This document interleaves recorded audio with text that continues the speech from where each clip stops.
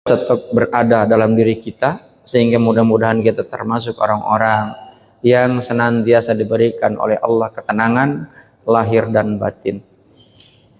Dan mudah-mudahan kita semuanya oleh Allah terus dijaga iman, Islam, ihsan hingga ajal menjemput. Al-Fatihah. A'udzubillahi minasyaitonir rajim. Bismillahirrahmanirrahim. Alhamdulillahirabbil alamin arrahmanir rahim maliki yaumiddin. Iyyaka na'budu wa iyyaka nasta'in shiratal mustaqim shiratal ladzina an'amta 'alaihim ghairil maghdubi 'alaihim waladdallin. Kita berdoa dulu. Bismillahirrahmanirrahim. Allahumma inni as'aluka ilman nafi'a warzuqni fahman wasi'a. Rabbana taqabbal minna innaka antas sami'ul alim wa tub 'alaina innaka antat tawwabur rahim. Walhamdulillahirabbil alamin. Jemaah yang dimuliakan Allah Subhanahu wa taala, kita melanjutkan tentang tema kaji kita pada minggu yang lalu, yaitu sebuah cara agar kita menggapai ketenangan dalam bekerja. Ada dua hal yang membuat hidup kita ini menjadi tidak tenang dalam kehidupan kita, khususnya dalam bekerja, ya. Dan itu seringkali menghinggapi siapapun bagi manusia yang masih hidup, ya. Dan kalau ditanya kenapa banyak orang yang hidupnya tidak tenang dan apa yang membuat dirinya menjadi tenang, sebetulnya secara garis besar itu ada dua. Apa itu? Yang pertama adalah khawatir dengan masa depan, yang kedua adalah karena kecewa dengan masa lalu.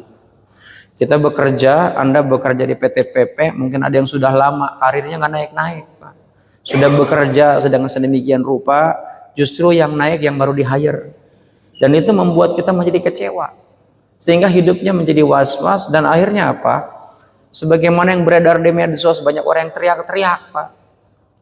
Itu karena ada sebuah kekecewaan. Saya kemarin tuh dikirimin video, ada anak yang baru mau lulus dari SMA, dia tinggal di bantaran kali, yang kemudian dia viral tuh karena memang mengkritisi gubernur Jawa Barat, ya, didatangin sama Pak KDM itu. Apa yang dia datangi? Dia protes gitu kan. Kemudian dia protes tuh harusnya jangan kayak begitu. Dia bilang pemerintah katanya dulu pro sama rakyat, dibalikin tuh sama, keren tuh, dibalikin. Nah kamu tinggal itu tanah siapa? Ternyata tanah Pemda. Dan sekarang ini banyak, Pak, atas nama agama, atas nama kemiskinan, dia menyerobot punya hak orang. Dalam konsep Islam tuh nggak boleh kayak gitu. Apalagi saya yakin teman-teman yang ada di PP yang biasa berurusan dengan AMDAL segala macam jauh lebih tahu lah, ya kan? Nah, sebetulnya jamaah yang dimuliakan Allah Subhanahu wa taala, ada orang kemudian miskin, Pak, tapi gayanya seperti orang kaya. Begitu kemudian itu karena memang dia dari kecil mungkin dimanjakan oleh orang tua, ketika hilang itu merasa kecewa dan akhirnya apa? Teriak-teriak. Ya kan? Hidupnya menjadi tidak damai, tidak tenang, ya. Dia kenapa? Karena khawatir masa depan. Gimana nih masa depannya? Diajarin, harusnya orang miskin tuh prihatin. Ini kalau memang dia punya ilmu kan. Sama halnya di sini, orang banyak yang nggak tenang, Pak. Habis sholat, assalamualaikum, langsung pergi. Khawatir dia ngikut ngaji itu, ada yang khawatir gitu. Saya entah apa gitu kan. Ada yang ciri khas orang yang tidak tenang itu, Pak, gelisah. Itu ciri khasnya orang tidak tenang itu. Dia duduk aja nggak nyaman, Pak. Itu orang ciri khas orang yang tidak tenang, itu gelisah hidupnya. Nah sebab itulah kalau kita buka Al-Quran surat ke-3, ya, surat Ali Imran ayat 112 itu, duribat alaihi maskanatu, ya, Allah itu murka dan Allah turunkan yang namanya kemiskinan. Ya. Kalau dalam Al-Quran surat Al-Baqarah itu disatukan. Wa duribat alaihimud dhillatu wal maskanatu wa ba'u bi ghadabi minallah. Allah itu marah dan Allah turunkan kehinaan. Allah turunkan yang namanya kecemasan. Kepada siapa? Karena disebabkan kanu yakfuruna bi ayatillah, karena dia ini ingkar terhadap ayat-ayat Allah. Maka lihat jamaah yang dimuliakan Allah Subhanahu wa taala, orang yang gelisah itu ketika yang ngajar itu bukan kelompoknya gitu. Gelisah akhirnya. Kalau kelompoknya dia tenang deh. Nah sementara belajar itu dengan siapa saja boleh. Kita dengan beda agama saja boleh. Yang penting kita tidak ngikutin. Kita nih bagaimana tahu akan baik buruk kalau kita nih nggak tahu tentang keburukan. Kita nggak akan mungkin tahu tentang yang namanya baik kalau kita nggak tahu tentang yang buruk. Makanya Allah menurunkan fa'alhamaha fujuraha wa taqwaha. Jadi jemaah yang dimuliakan Allah Subhanahu wa taala, kuncinya apa agar kita ini menjadi orang-orang yang tenang terhadap masa depan yang memang belum jelas, Pak? Kalau buka Al-Quran surat Luqman ayat 34, wa ma tadri nafsun madza taksibu gadan. Tidak ada satupun manusia di atas muka bumi yang tahu apa yang bakal dia lakukan. Ya ada yang tahu. Kenapa kita harus cemas? Ya karena kita ngelihat orang, Pak. Dulu manusia ini Pak tenang sampai kemudian datangnya medsos. Kita ini kebanyakan lihat status orang yang jalan-jalan ke luar negeri, pakai handphone yang iPhone 17, meskipun belum keluar ya. Iya kan? Lihat orang yang pakaiannya mewah-mewah, dia update di status. Apalagi sekarang semakin hari semakin gila, Pak, kadang-kadang medsos tuh. Jadi kalau medsos dipakai untuk yang benar-benar, pengikutnya nggak banyak, Pak. Saya punya medsos kayak TikTok, ini nggak berkembang, Pak. Kenapa? Isinya ceramah. Begitu ada ustadz agak gila, Pak, nah itu baru pengikutnya banyak, Pak. Apalagi yang namanya joget-joget, Pak. Di masjid joget-joget misalnya, ustadz langsung nggak viral, Pak. Pengikutnya banyak. Sebab itulah jemaah yang dimuliakan Allah Subhanahu wa taala. Itu yang terjadi, Pak. Sampai kemudian datang medsos, manusia ini menjadi tidak tenang, Pak. Kenapa? Karena khawatir dengan masa yang akan datang dan kecewa dengan kehidupan yang sudah dia lewati. Kuncinya gimana? Kuncinya adalah sikap kita terhadap saat ini dan di sini. Kalau Anda ikut ngaji saja udah gelisah, Pak, dijamin Anda keluar juga gelisah, Pak. Serius. Anda kerja di PP, Anda gelisah, Pak.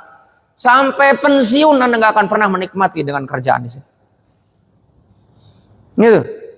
Kalau Anda kemudian gelisah, Pak, ngikutin ini, takut. Anda disiplin kerja nggak ada masalah, memang itu harus, Pak.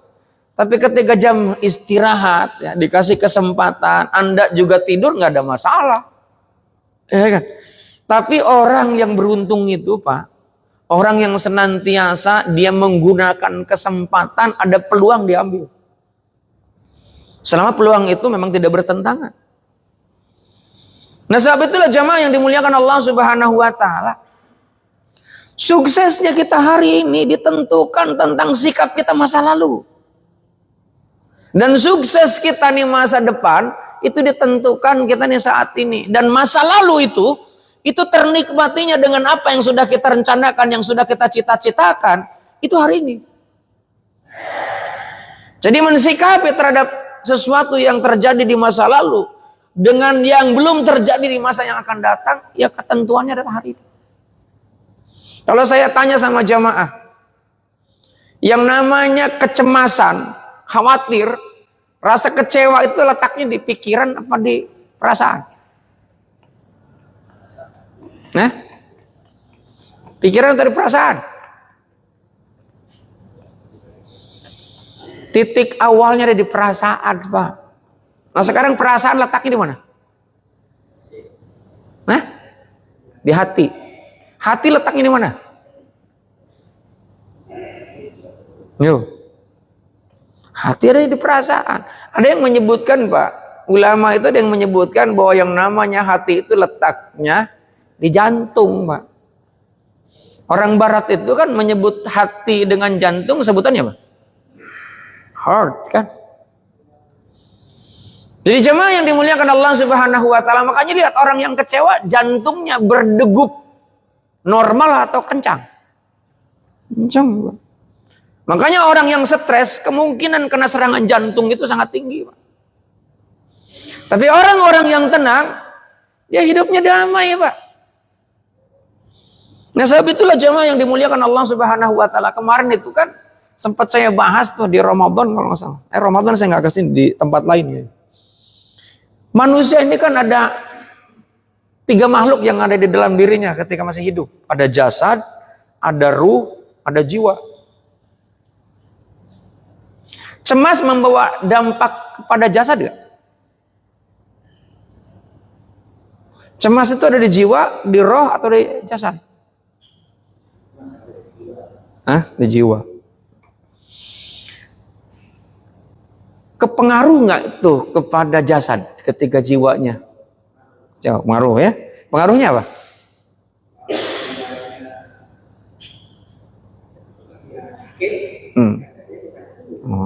Ketika jiwanya dalam kondisi yang tertekan, maka darah itu kan fisik kan, jasad. Darahnya ikut tertekan nggak? Jantungnya ikut ketekan nggak? Ikut ketekan. Perasaannya ikut ketekan nggak? Ikut ketekan, Pak. Sebab itulah jiwa ini, Pak, itu tergantung 2 makhluk, yaitu jasad atau ruh. Jiwa itu. Kalau Bapak kebanyakan makan, Pak, dijamin jiwanya itu kebanyakan rebahan. Coba ya. Dan kalau kebanyakan rebahan, Pak, kira-kira Anda sukses gak? Enggak, Pak. Orang dapat ilmu dia enggak, Pak. Meskipun dikasih kuping, kupingnya nggak berfungsi Pak kalau orang tidur. Jangankan nggak tidur, Pak, Anda duduk tapi main handphone, Pak. Kira-kira omongan saya konsentrasi ketangkep nggak? Enggak. Ya. Sebab itulah jemaah yang dimuliakan Allah Subhanahu wa taala, kita ini kan sering kali ada ketika kita melihat makanan, Pak. Orang tua kita ngajarin, jangan kau sisakan tuh makanan. Siapa tahu yang butir terakhir itu yang akan mendapatkan keberkahan. Ketika makanan itu tersisa, orang tua kita bilang apa? Orang tua kita bilang apa tuh ketika makan gak dihabisin? Apa bilangnya? Mubazir, Pak. Jangan buang-buang tuh makanan, mubazir. Itu pada makanan, Pak. Tapi pernahkah kita berpikir otak kita mubazir, Pak? Pernahkah kita berpikir tubuh kita mubazir? Yang harusnya kita diciptakan oleh Allah dengan fi ahsanit taqwim. Unlimited, Pak, kita ini. Tapi ketika bekerja, Pak, karena mengejar fisik, Pak, gaji kagak naik, stres. Jabatan kan naik-naik, stres. Akhirnya apa? Perusahaan yang terus, Pak, disalah-salahkan. Atasan kita yang terus, Pak, disalah-salahkan, Pak. Padahal kita memang kinerjanya nggak bagus, Pak. Menurut kita aja, Pak, kinerjanya bagus. Betul, Pak. Ini Anda suka atau tidak suka, nggak ada masalah, Pak. Ya kan? Jadi jamaah yang dimuliakan Allah Subhanahu wa taala, makanya saya hadir di sini, saya ingin sedekah, Pak, untuk kemajuan bangsa melalui wilayahnya PP ini. Saya ini kalau diundang training, Pak, kalau saya bilang sombong, Pak, itu per jam 60 juta, Pak. Tapi ini saya ingin, maka sebenarnya saya tersinggung sih enggak, cuma setiap pengajian saya ini udah berapa tahun di sini, enggak banyak-banyak. Padahal begitu lihat tadi, assalamualaikum, banyak tuh jamaahnya, Pak. Bener, Pak. Ini kalau saya manajemennya, mending di stop aja tuh pengajian. Buang-buang duit, Pak, serius. Nggak terlalu banyak ini yang hadir. Mendingan dibagikan, Pak, ke karyawan daripada bikin pengajian. Saya yakin pengajian yang lain pun ngajar sama juga kan? Sama nggak? Sama begitu, Pak. Ya kan? Pengurus di sini ada nggak pengurus masjid? Ada nggak? Coba angkat tangan. Mana aja? Nggak ada. Pengurusnya aja nggak ada, Pak. Ya. Jadi jemaah yang dimuliakan Allah Subhanahu wa taala, kita nih ibadah, sholat nih, Pak. Kalau nggak pakai ilmu ditolak, Pak. Demi Allah, Pak. Itu Rasulullah yang bilang. Man amila amalan ghairi bi'ilmin mardudatun la taqbalu. Ibadah yang nggak diiringi dengan ilmu, Pak, ditolak oleh Allah. Saya nggak menganggap bahwa diri saya lebih pintar, enggak. Saya tanya itu sama Ustadz Dede itu, apakah saya bilang cuman saya aja ketika ngajar jamaahnya kayak begini? Ternyata sama, Pak, katanya. Sama ya? Oh, sama. Ini kan kalau di organisasi, Pak, perusahaan. Kalau perusahaan nggak untung-untung, kira-kira dipertahankan nggak tuh perusahaan? Saya tanya nih sama jamaah nih, yang memang kerja di PP. Ketika Anda sebagai pemilik perusahaan bekerja, nggak mendapatkan hasil gitu. Kira-kira dipertahankan nggak? Dipertahankan nggak? Kalau saya bubarin perusahaannya. Ngapain Pak capek-capek gaji orang yang kemudian nggak menghasilkan apa-apa? Saya tutup, Pak. Bukan berarti saya mengambil analogi, Pak. Ya teman-teman ini nggak ada manfaatnya. Meskipun Rasulullah kan berdakwah cuman hanya beberapa gelintir aja, Pak. Itu saja yang kemudian membuat tetap saya semangat sebetulnya. Cuman kan saya tetap juga, Pak, evaluasi ini kenapa? Ini pengajiannya. Kalau saya ngajar, saya kemarin ngajar di Utama Karya, Pak. Mesinnya penuh, Pak. Serius. Penuh. Bapak boleh cek di sana. Saya nggak tahu di sini apa memang ini culture-nya. Begitu. Habis assalamualaikum, Allahumma lantas jalan gitu. Padahal tuh dia penuh, Pak, rebutan tuh di depan duduk. Saya kan pengajian mau rebutan gitu. Ternyata enggak, yang hadir pun rebahan, Pak. Mudah-mudahan yang rebahan tersinggung, Pak. Ini kalau nggak tersinggung ya nggak punya perasaan. Jadi jemaah yang dimuliakan Allah Subhanahu wa taala, ini Pak, jasad kalau Anda terus-menerus Anda ikuti, Pak, Anda nggak akan sukses Pak hidupnya. Coba aja orang yang kebanyakan tidur, Pak, hidupnya nggak akan dipakai Anda bekerja, Pak. Begitu lihat, mana kerjaanmu? Lagi rebahan dia. Nah, ini kan jam istirahat, Pak. Nah, iya sih, nggak apa-apa juga. Dan jemaah yang dimuliakan Allah Subhanahu wa taala, biasanya orang yang banyakkan rebahan ini dalam ilmu kesehatan itu karena memang terlalu banyak konsumsi, Pak. Apapun yang kita makan. Sama aja. Lagi sholat baru takbir udah nguap. Makanya kenapa kemarin dipuasakan oleh Allah 1 bulan lamanya supaya kita ini tetap fresh. Ya kan? Supaya tetap sehat. Karena dengan sehat itu kita bisa dengan mudah, Pak, mencerna ilmu. Mencerna apapun, ya kan? Kalau sehat. Kalau nggak sehat, Pak, hidup kita nih lunglai, Pak. Jasad, Pak. Ini kalau nguasain seluruh yang ada di dalam diri kita ini, jiwa pun dikuasain, maka jiwanya mengarah kepada yang negatif. Dan lihat orang yang hanya mengedepankan dimensi fisik, Pak, hidupnya greedy, Pak, serakah. Serakah hidupnya. Dikasih dia kesempatan jabatan Pimpro, Pak. Itu duitnya gede, Pak. Masih muda-muda lagi kan. Saya dulu ngasih program pelatihan di PUPR, Pak. Itu Pimpro masih muda-muda, Pak. Dia pegang anggaran 1 orang itu sampai triliun, Pak. Kalau kemudian itu tidak ada yang namanya yang menjaga gitu.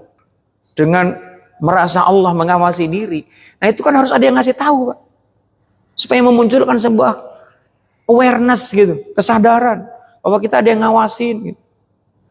Maka itu, Pak, itu akan sangat mungkin terjadi, dia akan melakukan manipulasi, korupsi, mensiasati ini dan itu, Pak. Ya. Kemarin kan sempat juga rame di PP, nggak tahu itu beritanya benar apa enggak kan. Jadi jemaah yang dimuliakan Allah Subhanahu wa taala, yang namanya fisik itu oleh Allah disampaikan kullu man 'alaiha fan wa yabqa wajhu rabbika dzul jalali wal ikram. Semua yang berupa fisik itu enggak akan ada yang abadi. Anda jangan pernah kecewa, Pak, kalau Anda mau bekerja. Karena setinggi apapun jabatan yang Anda miliki, Pak, pada saatnya tiba Anda akan pensiun. Kalau nggak mau pensiun, jangan kerja. Ya. Kalau tidak mau berhadapan dengan masalah, jangan kerja. Wong kita nih diem saja pasti berhadapan dengan masalah. Nah, yang jadi masalah bukan masalahnya, kitanya, sikapnya. Maka jamaah yang dimuliakan Allah Subhanahu wa taala, harusnya kita ini yang masih hidup, ruh kita yang menguasai jasad, bukan jasad menguasai ruh. Nah begitu jasad dan ruh menyatu dengan diri kita ini kan perang tuh antara jasad dengan ruh. Jiwa nanti yang menang, yang kalah, Ya, tergantung dari pertempuran itu antara jasad dengan ruh itu, nanti yang terkorbankan adalah jiwa. Kalau jasad yang menang, maka jiwanya akan mengarah kepada yang negatif. Tapi kalau ruh yang menang, maka jiwanya akan mengarah kepada yang positif. Nah, bagaimana sikap kita terkait dengan yang namanya agar kita ini hidup tenang? Ya, apa sikap kita? Yang pertama adalah ini yang membuat hidup kita tidak tenang karena lost connection to Allah and the Prophet Muhammad sallallahu alaihi wasallam. Karena itu nih lost connection, lost contact dengan Allah. Salat itu adalah connection to Allah supaya nyambung dengan Allah. Cuman sayangnya begitu salat, Pak, itu pengen cepet-cepet salatnya. Nih, apalagi kalau yang jadi imam kayaknya nggak satu frekuensi gitu. Kayaknya bawaannya udah gerah aja. Kecuali kalau yang satu frekuensi, Pak. Begitu imamnya baca doa, udah lirik-lirik aja nih. Kapan gue berangkat nih, kapan gue pergi nih. Gitu. Kayaknya nggak tenang gitu loh hidup. Lagi sholat padahal itu. Padahal sholat itu harusnya membuat kita menjadi tenang. Dan tenang itu, Pak. Kalau dalam sholat itu adalah bagian daripada rukun namanya tuma'ninah. Ada orang yang sholat itu nggak tenang, Pak. Nah, kalau dalam sholat saja nggak tenang, bagaimana dalam kehidupan kita? Serius. Nah, sholat itu harusnya membuat kita menjadi tenang. Kenapa? Karena sholat itu adalah bagian daripada zikrullah. Kata Allah dalam Al-Quran, fadkuruni adzkurkum washkuruli wala takfurun. Engkau ingat kepadaku, aku pun akan ingat kepadamu. Jangan salahkan Allah kalau kemudian Allah menurunkan yang namanya masalah, ya, masalah kepada kita. Wa duribat alaihimud dillatu wal maskanatu wa ba'u bighadabin minallah. Itu ayat itu memang awalnya asbabun nuzulnya diturunkan kepada umatnya pengikut Nabi Musa alaihissalam yang sudah ditolong oleh Allah dari kejaran Fir'aun. Begitu sudah dibebaskan dari kejaran Fir'aun, dikasih makanan oleh Allah yang namanya mana wa salwa. Tapi apa yang dia lakukan? Dia marah sama Nabi Musa, minta kepada Nabi Musa agar diberikan ketimun, adas, bawang, jengkol, pete, kayak gitu. Yang diminta itu, Pak. Maka kemudian Allah marah, Pak. Kenapa? Kanu yakfuruna bi ayatillah, dia ingkar sama ayat-ayat Allah. Ayat Allah itu kan banyak, Pak. Bukan saja yang tertulis di dalam kitab suci Al-Quran, tapi yang ada di alam semesta. Lihat, alam ini, Pak, menurut kita dia nggak bersahabat dengan kita. Bukan alamnya yang tidak bersahabat, kita yang merusak alam. Ini kan Anda bekerja di PP yang membangun, Pak. Ketika membangun amdalnya tidak dijalankan, Pak, dijamin itu akan bikin masalah. Tapi kan saya cuma melaksanakan. Ya, ketika melaksanakan paling tidak kita ngasih tahu lah sama atasan kita. Mau atasan kita kalau nggak ngedengerin ya nggak ada masalah, Pak. Nanti kalau misalnya kita nggak kerjain, kan nanti proyeknya berkurang. Enggak juga, Pak. Ya, enggak juga. Saya sebagai konsultan yang banyak ngegarap termasuk PP, saya dulu pernah garap SDM-nya PP dulu waktu zamannya Pak Tumyono, waktu zamannya Pak Lukman, itu kan. Nggak pakai tuh saya ngasih pelicin-pelicin, nggak pernah saya. Dan memang saya nggak pernah mau, Pak. Ada orang yang berprinsip dia bilang bahwa yang namanya nyuap itu nggak dosa. Iya, langsung masuk neraka, Pak. Karena arrosi wal murtasi finnar. Jadi jemaah yang dimuliakan Allah Subhanahu wa taala, kalau ada orang yang kemudian dari ibadah ritualnya kelihatannya bagus, tapi kemudian urusan ekonomi tidak diperhatikan, siap-siap aja, masalah akan menghampiri diri kita karena kita yang memilih. Padahal yang namanya Al-Quran yang tertulis itu dzalikal kitabu, lanjutannya la raiba fi hudan lil muttaqin. Nah, itu kemarin kita puasa supaya kita menjadi bertakwa. Jangan-jangan memang nggak berhasil tuh puasanya, Pak. Cuma hanya nahan lapar dan haus saja. Lost connection itu yang membuat kita menjadi tidak tenang. Supaya kita tenang gimana? Maka kita nih harus menjadi orang yang reconnection to Allah. Kita coba konekkan lagi dengan Allah. Sikap yang kedua itu adalah don't care about religion knowledge, Pak. Karena kita nih nggak care terhadap ilmu-ilmu agama, Pak.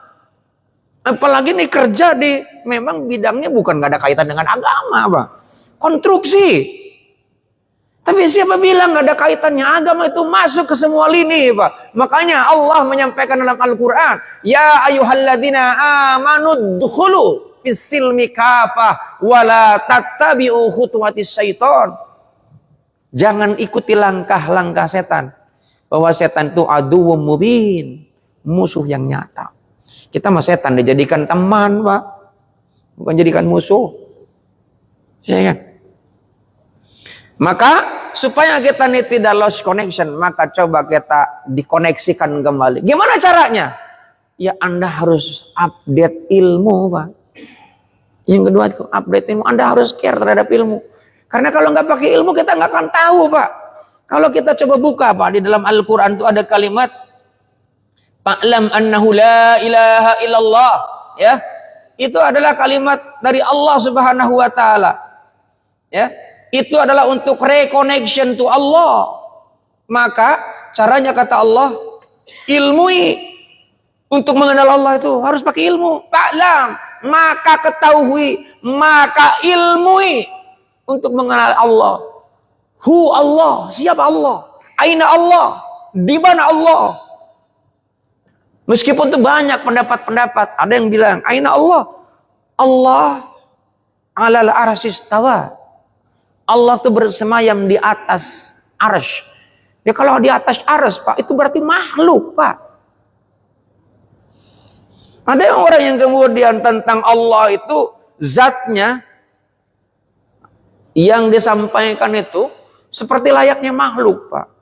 Namanya mujasimah. Konsep mujasimah itu. Wah, itu musyrik, Pak. Mujasimah itu. Mujasimah itu Allah itu disamakan seperti layaknya makhluk. Padahal yang namanya Allah itu di atas. Atas itu berarti kan tempat kan, Pak. Sementara tempat yang ciptain siapa? Allah. Allah nggak perlu ruang dan waktu. Terus di mana Allah? Allah ada di mana-mana. Malah lebih parah lagi, Pak. Allah masa ada di mana-mana. Ya. Jadi jemaah yang dimuliakan Allah Subhanahu Wa Taala, maka supaya kita bisa mengkoneksikan diri agar kita menjadi orang-orang yang tenang, Pak, maka ilmui Allah. Makanya ini annahu la ilaha illallah wastaghfir li dzambika walil mu'minina wal mu'minat wallahu ya'lamu mutaqallabakum wa mathwakum. Maka ketahuilah, ilmuilah bahwa tidak ada Tuhan yang patut disembah selain Allah, dan mohonlah ampun atas dosamu dan atas dosa orang-orang mukmin laki-laki dan perempuan, dan Allah mengetahui tempat usaha dan tempat tinggalmu. Jadi jemaah yang dimuliakan Allah Subhanahu Wa Taala, meskipun jemaah apa yang dilakukan, apa yang terbersit dalam pikiran dan hatinya tentang saya nggak tahu, Pak. Allah tahu. Ketika menyampaikan ini, kemudian ada yang agak gerutu, gitu. Saya kan nggak tahu. Yang tahu itu Allah dan dirinya dan malaikat. Maka bagaimana caranya? Ini kan sudah ada annahu la ilaha illallah, tidak ada Tuhan selain Allah yang patut kita sembah.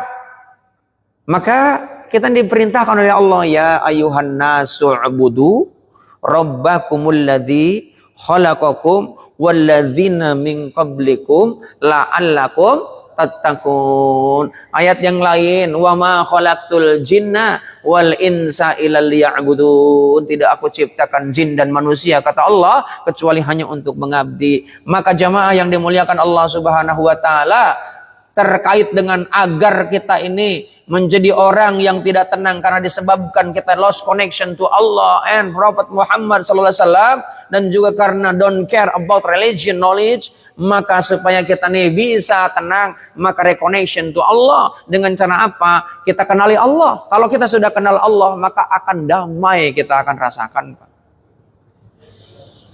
Lihat orang-orang yang ada di Palestina itu, Pak, saat ini. Mereka suruh pindah dari Palestina nggak akan mau, Pak. Karena mereka betul-betul koneksi dengan Allah. Nggak ada, takut dia. Meskipun mereka senjata dengan hanya batu. Meskipun negara-negara yang diisolir, Pak, oleh Israel. Bantuan dicegat. Ya kan? Dan bahkan tempat-tempat pengungsiannya pun dibombardir, Pak. Oh, kita mendengar tentang yang namanya fatwa jihad oleh ulama dunia. Ada yang mengkritisi, Pak. Ya. Ngapain dibilang di sini aja masih susah? Ngapain bantu negara orang? Nah, itu bang orang kalau yang tidak koneksi dengan Allah. Yang dipikirkan adalah dirinya, karena memang jasad kita yang lebih banyak diperhatikan, Pak. Bukan perasaan kita. Manusia ini kalau nggak ada perasaannya apa yang positif, kita ini lebih hina dibandingkan binatang, Pak. Jauh lebih rendah dibandingkan binatang. Kenapa lebih rendah? Kita ini dikasih akal oleh Allah. Yang akalnya itu dimubazirkan oleh diri kita. Kita nggak pernah kreatif, Pak. Ketika kita ini gagal, ketika kita ini mengalami masalah, yang disalahkan oleh orang lain. Makanya saat ini, Pak, manusia ini banyak terjangkit oleh mental yang disebut dengan self-serving bias namanya. Jadi kalau sukses dia menganggap, oh kesuksesan kan hasil saya, nggak ada yang lain. Itu kalau bukan karena saya, itu bangunan akan mungkin jadi.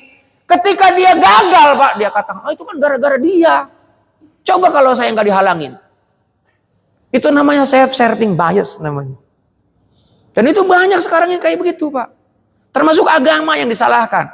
Agama menjadi penghambat. Itu PKI, Pak, begitu tuh.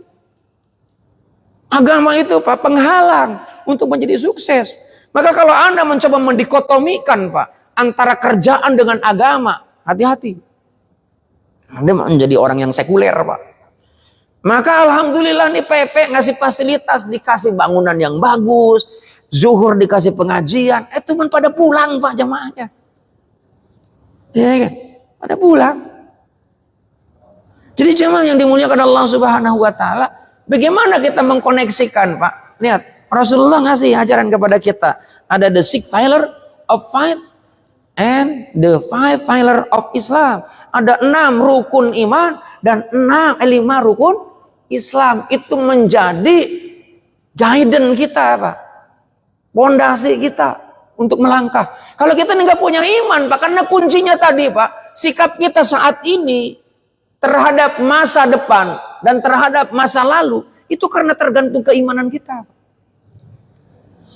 Karena dengan keimanan itu, Pak, kita ini betul-betul yakin bahwa Allah mengatur segala-galanya. Maka di rukun iman itu ada takdir baik dan takdir buruk. Siapa yang nentuin?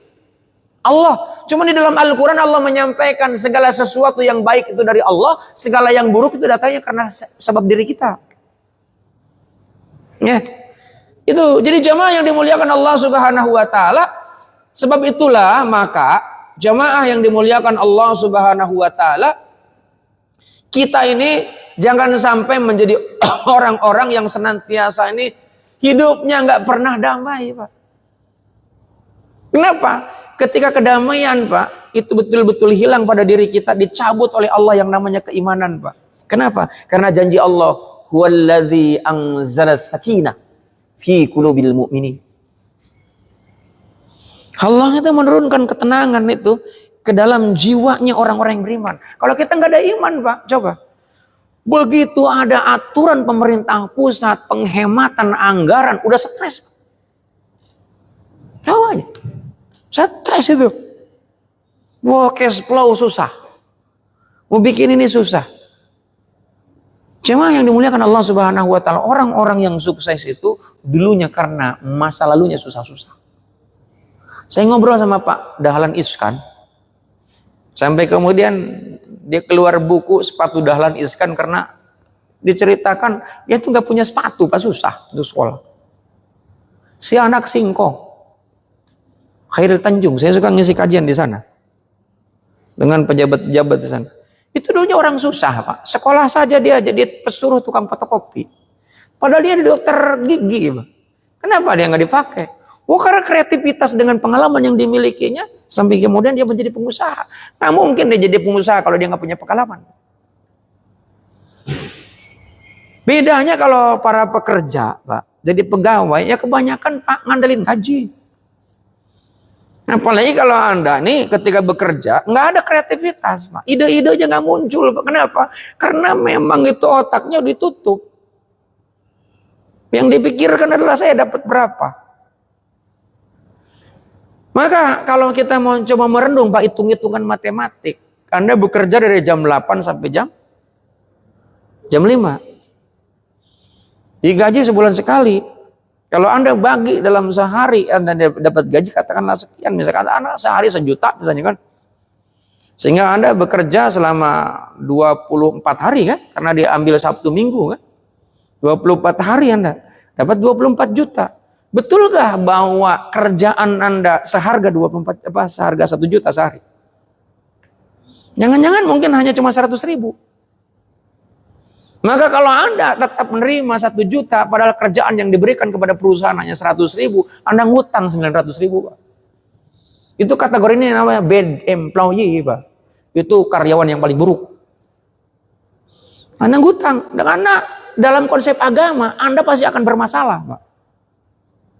Dan biasanya orang-orang yang kayak model begitu, kebanyakan nuntut, Pak. Kerjanya nggak bagus, tapi kepengennya naik. Kalau kemudian dia yang lain naik, Pak, dia marah. Saya kan lebih pengalaman. Gitu. Padahal bukan pengalaman, cuma ngulang-ngulang aja pekerjaan. Itu lagi. Ya. Jadi jemaah yang dimuliakan Allah Subhanahu wa Ta'ala, tapi ketika Anda nih dapat gaji 1 juta, Anda memberi kepada perusahaan 1,5 juta, ada kelebihan yang Anda berikan kepada perusahaan. Apakah itu akan hilang? Enggak. Allah akan datangkan dari yang lain. Mungkin Anda tidak dihargai di perusahaan ini, tapi di luar Anda akan dihargai. Dan hukum Allah itu tidak akan pernah tertukar. Itulah yang disebut, kalau ustadz pada umumnya kan sedekah dalam bentuk ngasih duit. Anda bekerja ketika memberikan pekerjaan dengan ide dan kreativitas yang Anda berikan kepada perusahaan. Kemudian perusahaan itu untung, meskipun gaji Anda sudah menghasilkan miliaran, tapi Anda 1 bulan cuma hanya dikasih 20 juta. Kan Anda banyak tuh yang diberikan kepada perusahaan. Apakah kemudian itu Anda harus tuntut? Ya enggak, itu Anda bekerja, bukan Anda pengusaha. Kalau Anda pengen dapat banyak, jadi pengusaha. Dan itu nggak akan hilang. Jemaah yang dimuliakan Allah Subhanahu wa Ta'ala. Ini penting, harus ditanamkan. Sehingga kita ini tetap menjadi semangat dalam bekerja. Kita produktivitasnya terus meningkat. Kenapa? Karena famay ya'mal mithqala dzarratin khairan yarah wa may ya'mal mithqala dzarratin syarran yarah. Sekecil apapun akan kembali kepada kita. Baik yang baik ataupun yang buruk. Yang baik itu akan kembali ke kita. Baik di dunia maupun di akhirat. Yang buruk pun sama. Makanya hidupnya, Pak, kalau orang yang baik nggak akan pernah gelisah, hidupnya damai, Pak. Ketika ada yang ngambil sekalipun katakanlah dicuri, dijamret, kita niatkan sedekah, jadi sedekah tuh. Jangankan sama manusia. Ada hadis yang menyebutkan ketika kita nanam tanaman padi, Pak, padi dimakan oleh burung, kita niatkan sedekah, itu jadi sedekah. Apalagi sama manusia. Maka ada orang yang kemudian kecurian, dia santai aja. Kayak kisahnya Rabi'ah Adawiyah ketika maling udah mengendap-endap di tengah malam mendapatkan sesuatu, malingnya dipanggil, Pak. Mungkin kalau ada yang hidup kayak model begitu, dia sangka gila tuh orang. Tapi itu ada, Rabi'ah Adawiyah itu. Karena mahabbah, konsepnya cinta. Tak lagi dia benci kepada siapapun, termasuk kepada setan, iblis.